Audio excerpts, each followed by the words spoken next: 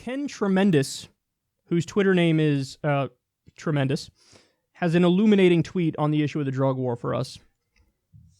Can you spot the difference between these two pictures? One tweet says, police said they found less than an ounce of marijuana at a house party Saturday night, and since no one claimed it, they arrested 70 people for it. Some just got out today. Story at 5. And then you see the picture there. Overwhelmingly, young people of color. And then the other article is, this 59-year-old mother of two is making millions selling legal marijuana gummies. And it's an old white woman holding, her marijuana gummies. And there's a brilliant article written over her bragging about how great her product is. Okay, here you go. Here are the two Americas. This is the two Americas right here. So if you're a person of color, or if you're poor, or both, what happens?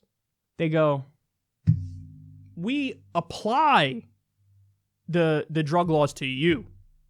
You know, we're gonna make sure we throw the fucking book at you.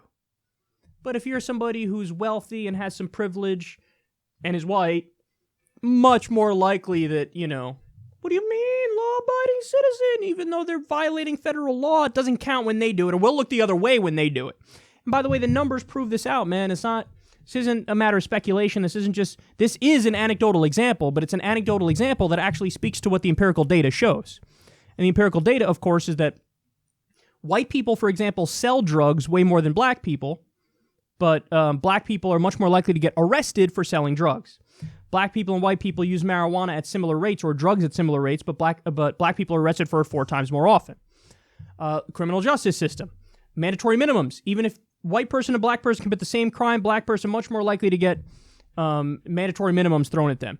Death penalty, exact same thing. White person, black person, same crime, black person much more likely to get the death penalty.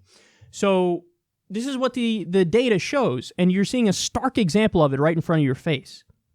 But, this actually illustrates another point that I've been making on the show repeatedly, which is the solution to all the problems involving social issues, involving minority communities, it's actually universal solutions.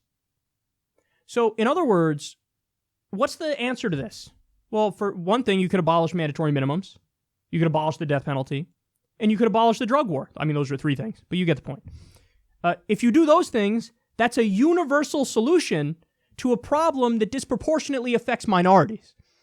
So in other words, in the process of helping poor minorities, you're also helping poor white people who may have gotten the book thrown at them for the drug war, and that happens all the time as well.